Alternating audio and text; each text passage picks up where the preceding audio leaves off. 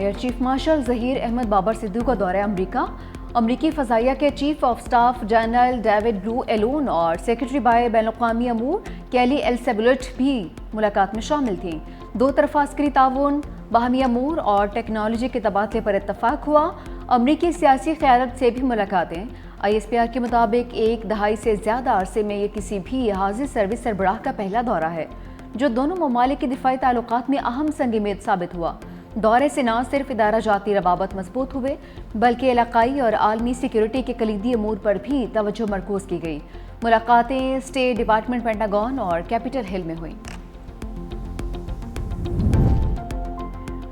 वज़ीर-ए-आज़म से governor KP की मुलाकात।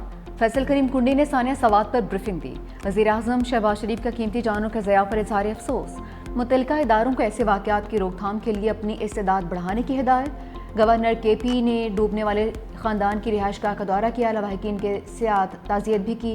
कहा कि वाक़या सूबाई हुकूमत पर सवाल का निशान है, गैर जानिबदाराना इंक्वायरी होनी चाहिए।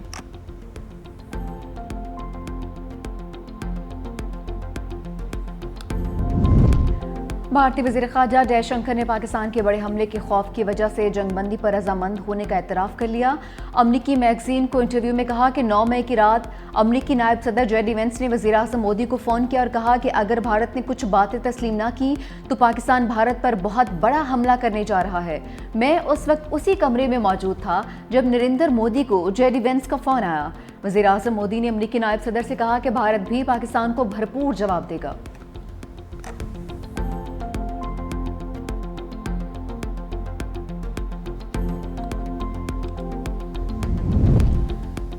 झूठे भारत और चालाक मोदी का प्रोपागेंडा फिर राफेल की तरह मुंह के बल गिर पड़ा। सिफारती मुहाज पर भी बदतरीन शिकस्त। हमले पर क्वाड ममालिक ने बयानिया मुंह पर दे मारा। हिंदुस्तान, अमरीका, जापान और ऑस्ट्रेलिया के वज़राए ख़ारजा को कायल करने में नाकाम। इलामे में पाकिस्तान का नाम न लेने पर इल्ज़ाम। वाक़े के मुजरिमान को कटहरे में लाने का मुतालबा।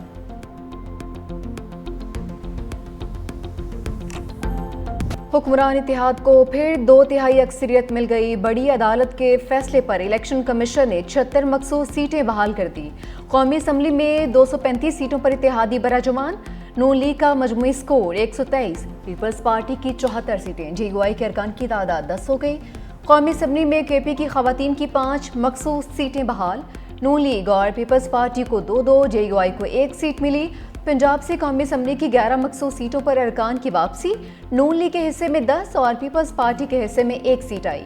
कौमी असम्बली में अक़लियतों की 3 सीटें भी बहाल। नून लीग, पीपल्स पार्टी और JUI में तकसीम हुई।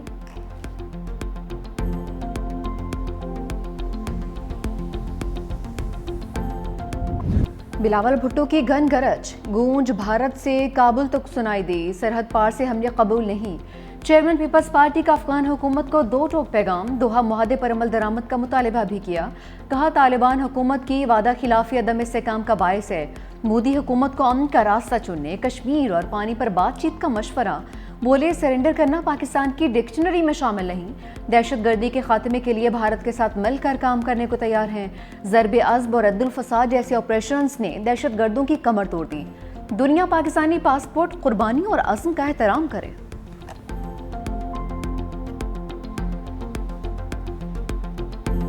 अलमिया ये है कि जिन पार्टीज़ ने इलेक्शन में 20 सीटें जीती थीं, वो PMLN हो, पीपल्स पार्टी हो, ANP हो, JUIF हो, जिनको जनरल इलेक्शन में 20 सीटें मिली हैं, उन्हें रिजर्व में 32 मिल गई हैं। मरकज़ के अंदर भी परेशान होने की ज़रूरत है। वैसे PTI को नहीं, गवर्नमेंट को, रूलिंग पार्टी को, कि शायद जो कोई इत्तेहादी है वो मेन सीट पे ना चला जाए। पहले हमारी बारी थी परेशान होने की ना, ठीक है। हम तो हो आए हैं 3 साल, यहाँ तक पहुँच गए हैं।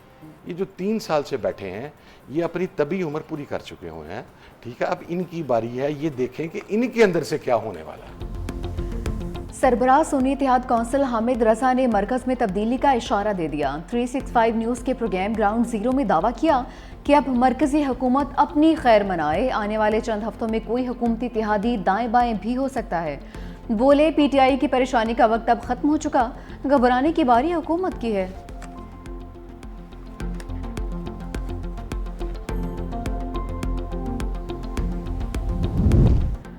बाजोड़ में दुश्मनों का बुज़दिलाना वार। आईईडी धमाके में असिस्टेंट कमिश्नर और तहसीलदार समेत 5 अफराद शहीद, 17 जख्मी। ज़िले इंतजामिया के मुताबिक दहशतगर्दों ने असिस्टेंट कमिश्नर की गाड़ी में नस्ब बारूदी मवाद से धमाका किया। शहादा की नमाज जनाजा पुलिस लाइन बाजोड़ में सरकारी एजाज़ के साथ अदा। वज़ीर-ए-आज़म शहबाज शरीफ की वाक़े की मसम्मत।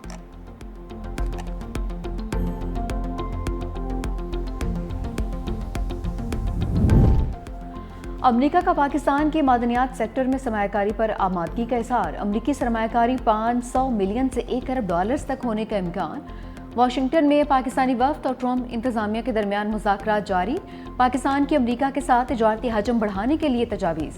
सिफारती ज़राए के मुताबिक पाकिस्तान और ट्रंप इंतजामिया के दरमियान नया तिजारती मुआहदा नए ताल्लुक़ की बुनियाद रखेगा। पाकिस्तान अमरीका में पाकिस्तानी टेक्सटाइल इंडस्ट्री को मज़ीद फ़रोग़ देने का ख्वाहिशमंद है। अमरीकी सरमायाकारों को मुख्तलिफ शोबों में सरमायाकारी की दावत। ट्रंप इंतजामिया की पाकिस्तान के टेक सेक्टर में भी सरमायाकारी करने में दिलचस्पी।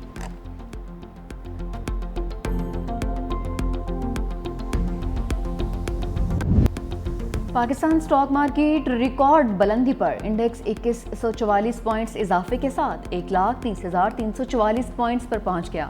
आखिरी 4 कारोबारी दिनों में इंडेक्स 8,297 पॉइंट्स बढ़ चुका। मार्केट कैपिटलाइजेशन 239 अरब रुपए से बढ़कर 15,712 अरब रुपए हो गई। इंटरबैंक में डॉलर की कदर में भी 4 पैसे का इजाफा 283 रुपये 80 पैसे का हो गया। कराची समेत मुल्क भर के बिजली सारिफिन के लिए अच्छी खबर। नापरा ने बिजली की बुनियादी टैरिफ में फ़ी यूनिट 1 रुपया 16 पैसे तक कमी की मंजूरी दे दी। बिजली का ज़्यादा से ज़्यादा टैरिफ 48 रुपये 84 पैसे कम होकर 47 रुपये 69 पैसे हो जाएगा। पहले 100 यूनिट तक प्रोटेक्टेड सारिफिन का टैरिफ कम होकर 10 रुपये 54 पैसे हो जाएगा। 101 से 200 यूनिट तक प्रोटेक्टेड सारिफिन का टैरिफ 13 रुपये 1 पैसा हो जाएगा। नॉन प्रोटेक्टेड सारिफिन का 100 यूनिट का टैरिफ 22 रुपये 44 पैसे का होगा। पावर डिवीजन ने मुल्क भर में यकसा टैरिफ के लिए दरख्वास्त नापरा में दायर की थी।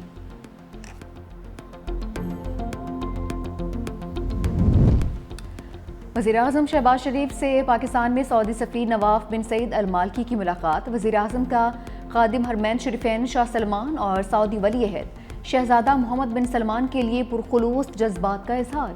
वज़ीर-ए-आज़म ने मशरिक़ वस्ता में अमन के लिए सऊदी अरब की कोशिशों की तारीफ़ की। पाकिस्तान और भारत में जंगबंदी के लिए मुफाहमत पर भी सऊदी अरब के किरदार को सराहा।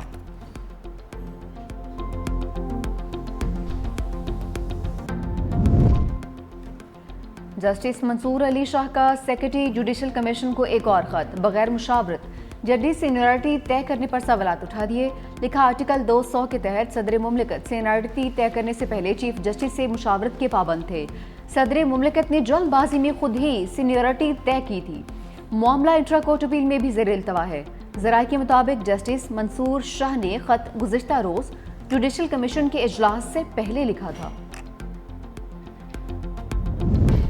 पाकिस्तान का स्ट्रेटेजिक बिटकॉइन रिजर्व कायम करके डिजिटल मैशत की जानिब तारीखी कदम। वज़ीर-ए-आज़म के मुआविन ख़ुसूसी बिलाल बिन साकिब ने आलमी सतह पर पाकिस्तान की नई पहचान मुतारफ़ करवा दी। पाकिस्तान में पहली डिजिटल एसेट्स अथॉरिटी के क़याम का भी ऐलान। ओवरसीज़ पाकिस्तानियों के लिए स्टेबल कॉइन्स के ज़रिए तरसीलात ज़र मज़ीद आसान और सस्ती होने की तवक्को। इक़दाम आलमी सरमायाकारी के लिए राहें भी हमवार करेगा।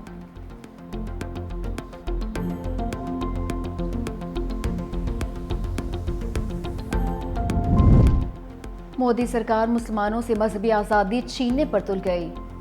मुंबई में लाउड स्पीकर पर अजान देने पर पाबंदी लगा दी। भारतीय मीडिया के मुताबिक शहर भर की मसाजिद और दीगर मजहबी मकामात से 1500 से ज़्यादा स्पीकर हटा दिए गए। मुसलमानों को सिर्फ मजहबी त्योहारों के दौरान ही लाउड स्पीकर इस्तेमाल करने की महदूद इजाज़त दी जाएगी।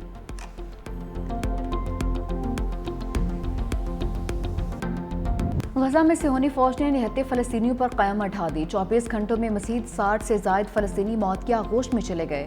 खान यूनिस, जबालिया और दीर अरबला में रिहायशी इमारतों और खैमों पर बमबारी। खुराक की तलाश में निकले फ़लस्तीनियों पर भी हमले।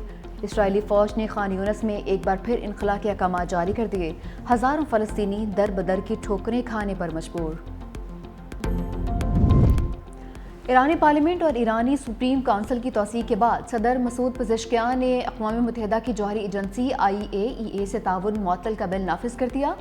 खबर एजेंसी के मुताबिक बिल के नफाज के बाद ईरान IAEA के इंस्पेक्टर्स को अपनी जौहरी तनसीबात में दाखिले की इजाज़त नहीं देगा। बैनुल-अक़वामी जौहरी तंजीम से ताउन उस वक्त तक मुअत्तल रहेगा जब तक ये तंजीम ईरानी जौहरी प्रोग्राम के तहफ़्फ़ुज़ की ज़मानत नहीं देती।